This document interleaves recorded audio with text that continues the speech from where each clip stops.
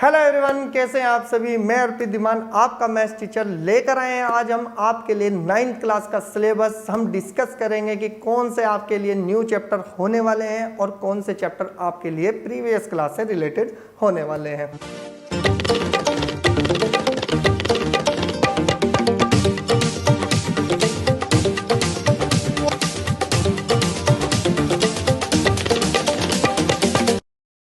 तो शुरू करते हैं। सबसे पहले हम देखते हैं कि आपकी प्यारी सी एनसीईआरटी बुक को कि बुक का फेस कैसा दिखता है, जो कि आपको सीबीएसई बोर्ड करता है रिकमेंड। सबसे पहले देखिए, ये आपके पास है 9th क्लास की एनसीईआरटी बुक का फर्स्ट पेपर। अब इसके बाद हम चलते हैं कि सीबीएसई क्लास ने अपने चैप्टर्स को यूनिट्स में डिवाइड किया हुआ है। अब यूनिट्स को डिवाइड किया तो यूनिट्स के हिसाब से ही उसने नंबर भी उसमें इन्वॉल्व कर दिया कि इतने नंबर की ये यूनिट रहेगी और इतने नंबर की ये यूनिट रहेगी। तो टोटल जो यूनिट रहने वाली है आपके पास 6 यूनिट्स रहने वाली है। अब उनके बारे में हम सबसे पहले डिस्कस कर लेते हैं। सबसे पहले बात करते हैं हम यूनिट्स नेम। ये रहे आपके पास कितने मार्क्स की होने वाली है, ये आपके पास मार्क्स ड्राइव कर दिए गए हैं और साथ में आपके पास यूनिट्स 1 2 3 4 5 6 रहने वाली है। अब हम समझते हैं कि हर यूनिट्स को किस तरह से आपको लेके चलना है, कि किस तरह से आपको उसकी तैयारी करनी है। तो सबसे पहले बात करते हैं हम यूनिट 1 की। यूनिट 1 में आपका आता है कि नंबर सिस्टम। नंबर सिस्टम जो ओवरऑल होने वाला है वो होने वाला है आपका 10 मार्क्स का। फिर इसी तरह से आपकी यूनिट सेकंड को देखते हैं तो यूनिट सेकंड में आता है पूरा अलजेब्रिक पार्ट, जो कि आपके पास रहने वाला है 20 मार्क्स का। फिर इसके बाद आती है यूनिट थर्ड कोऑर्डिनेट ज्योमेट्री, और जो कि आपके पास होने वाली है 4 मार्क्स की। फिर इसके बाद आती है आपके पास फोर्थ यूनिट, जो कि है ज्योमेट्री, और ज्योमेट्री होने वाली है आपकी 27 मार्क्स की। फिर इसी तरह से सिमिलरली अगर हम बात करें किसकी, फिफ्थ यूनिट की, फिफ्थ यूनिट है आपके पास मेंसुरेशन, और मेंसुरेशन होने वाली है आपकी 13 मार्क्स की। लास्ट यूनिट्स जो है उसका नाम है 6th यूनिट, और इसका नाम होता है आपका स्टैटिस्टिक्स, और ये होने वाली है आपकी 6 मार्क्स की। अगर सबको ओवरऑल देख लिया जाए तो टोटल कर लिया जाए तो पेपर बनता है आपका 80 मार्क्स का, और 20 नंबर का आपका रहता है स्कूल में जो आपका प्रैक्टिकल हुआ। ठीक है, और इसी तरह से अब हम डिस्कस करते हैं कि आपके पास कौन कौन से चैप्टर्स आपके पास आने वाले हैं। सबके बारे में ओवरव्यू कर लेते हैं एक बार। तो सबसे पहले हम ध्यान से देखते हैं, हमारे पास आता है फर्स्ट चैप्टर जिसका नाम है नंबर सिस्टम।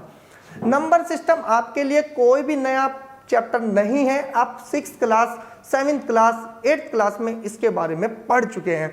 थोड़ा सा और एक्स्ट्रा पढ़ना होगा इस बार, और अच्छे अच्छे आपको नंबर्स दिखेंगे जिसका आपको यूज करके बताना है कि कौन सा नंबर लाइन पे शो हो जाता है, कौन सा नंबर आपका किस ग्रुप का पार्ट है, वो सब कुछ हम किस में सीखेंगे, आपका नंबर सिस्टम में। सेकंड चैप्टर इसी तरह से हमारे पास आ जाता है जिसका नाम है पॉलिनोमियल। पॉलिनोमियल नाम नया है, लेकिन आप इसके बारे में पहले ही प्रीवियस क्लास में पढ़ के आ चुके हैं।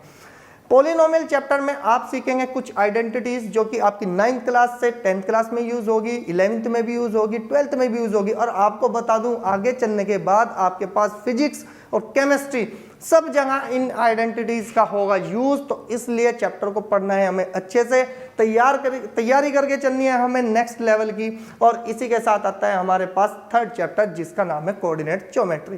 कोऑर्डिनेट ज्योमेट्री एक बहुत ही अच्छा चैप्टर है जो कि आप प्रीवियस क्लास में भी थोड़ा थोड़ा आप इसके बारे में पढ़ के आ चुके हैं। इस बार थोड़ा सा एक्स्ट्रा मिलेगा, लेकिन अच्छा चैप्टर रहेगा क्योंकि न्यूमेरिकल पार्ट रहता है कि सॉल्यूशन कितना अच्छा रहेगा। तो उसके बारे में हम डिस्कस करेंगे कोऑर्डिनेट ज्योमेट्री में।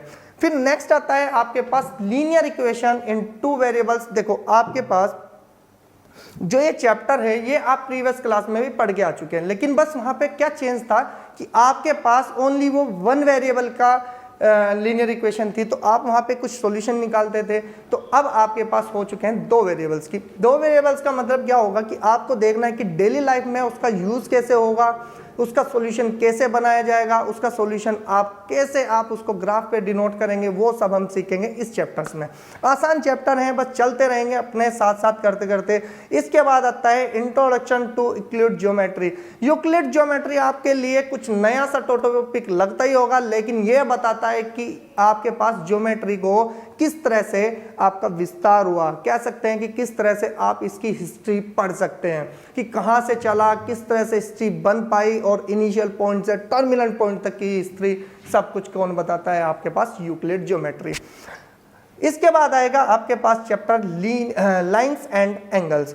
बहुत प्यारा चैप्टर है, आप इसको 7th क्लास में भी पढ़ा है और 8th क्लास में भी आप इसको पढ़ के आए हो, जिसमें हम बात करेंगे किसकी कुछ लाइंस होंगी और कुछ एंगल्स होंगे, कुछ प्रॉपर्टीज होंगी, कुछ थ्योरम्स होगी। लेकिन आपको बता दूं कि ये चैप्टर आपका एक ऐसा चैप्टर है कि आगे आने वाले चैप्टर्स में बहुत ही आपका यूजफुल होने वाला है। इसके बाद आपका जो चैप्टर आता है उसका नाम है ट्रायंगल्स।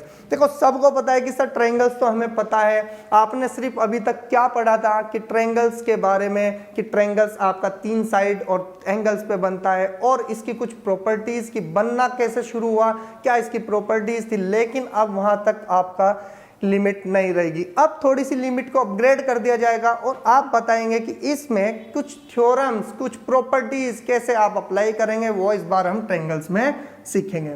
नेक्स्ट चैप्टर आता है आपका क्वाड्रिलेटरल। क्वाड्रिलेटरल एक ऐसा चैप्टर है जिसमें आप पहले भी थोड़ा थोड़ा पढ़ के आ चुके हैं। मैं आपको बता दूं lines and angles and triangles दोनों इस चैप्टर का पार्ट रहेंगे।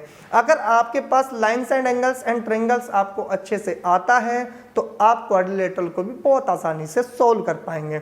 आपको पता है कि ट्रायंगल्स में 3 साइड्स होती हैं और क्वाड्रिलेटरल में 4 साइड होती हैं, तो इसका मतलब आपका लाइंस एंड एंगल्स और ट्रायंगल्स दोनों ही क्वाड्रिलेटरल में इन्वॉल्व रहेंगे। नेक्स्ट चैप्टर आता है आपका सर्कल्स। सर्कल्स तो सर हमें पता है, सिर्फ पता होने से काम नहीं चलेगा। अब प्रॉपर्टीज की बात करी जाएगी, थ्योरम्स की बात करी जाएगी कि सर्कल्स पे कैसे आप अपनी प्रॉपर्टीज को अप्लाई करोगे, किस तरह से आप इसकी थ्योरम्स को अप्लाई करोगे, ये सब कुछ हम सीखेंगे सर्कल्स में। नेक्स्ट आपके पास आता है हीरोन्स फॉर्मूला। ये आपके पास नाम नया है लेकिन आपको इसके बारे में पता होना चाहिए। नया चैप्टर है, अभी तक आपने जो भी, अगर मैं कहूं कि आपको कि ट्रायंगल का एरिया आप निकालें तो ट्रायंगल का एरिया कैसे आप फाइंड करेंगे कि सर एक ही फॉर्मूला हमने सीखा है, half into base into height, लेकिन उससे अब काम नहीं चलेगा। अब आपके पास ये चैप्टर हीरोन्स फॉर्मूला जो है आपको दूसरा एक फॉर्मूला देगा एरिया ऑफ ट्रायंगल निकालने का। बहुत ही इंटरेस्टिंग चैप्टर होने वाला है, न्यूमेरिकल पार्ट ज्यादा रहेगा तो आपको भी मजा उतना ही आने वाला है। फिर इसके बाद आता है सरफेस एरियाज एंड वॉल्यूम्स। देखो आपको पता होना चाहिए कि आपको एरिया हमेशा 2D फिगर्स का निकलता है और वॉल्यूम्स यानी कि कैपेसिटी आप 3D फिगर्स की निकालते हो। अब हमारे पास आप पहले भी 7th क्लास में 8th क्लास में इसके बारे में पढ़ के आ चुके हैं कि सर एरियाज तो हमने निकाला था, लेकिन एरिया किसका निकालना है। अब आपके पास क्यूबॉइड हो गया, क्यूब हो गया, सिलेंडर हो गया, कोन हो गया, एक्सेट्रा बहुत सारी ऐसी चीज होंगी कि आप जिसका एरिया यहाँ पर निकालेंगे। प्रॉपर्टीज को फॉलो करना है, फॉर्मूले को चलते जाना है, किस तरह से अप्लाई करना है वो हम आपके साथ डिस्कस जरूर करेंगे इस चैप्टर में। नेक्स्ट चैप्टर आता है स्टैटिस्टिक्स। बहुत ही इंटरेस्टिंग चैप्टर है। अभी तक आपको सबसे ज्यादा बोरिंग चैप्टर यही लगता था, 6th में भी, 7th में भी और 8th में भी, लेकिन इस बार कुछ इंटरेस्टिंग होने वाला है क्योंकि इसमें आप निकालेंगे मीन, मोड एंड मीडियन और कुछ प्रॉपर्टीज डेली लाइफ में भी आप इसका यूज करेंगे क्वेश्चंस में। तो अब आपके लिए स्टैटिक्स बोरिंग चैप्टर नहीं, इंटरेस्टिंग चैप्टर बनने वाला है। अब साथ ही साथ हमने देखा कि टोटल जो चैप्टर्स हमारे पास एनसीईआरटी 9th क्लास में है वो है आपके पास 12 चैप्टर्स। 12 चैप्टर्स के बारे में हम आपको इनिशियल पॉइंट से लेकर टर्मिनल पॉइंट तक बताकर चलेंगे, तो साथ ही आप बने रहें हमारे साथ हमारे इस वीडियो में। तो मिलते हैं नेक्स्ट वीडियो में आपके साथ। Okay, thank you so much everyone.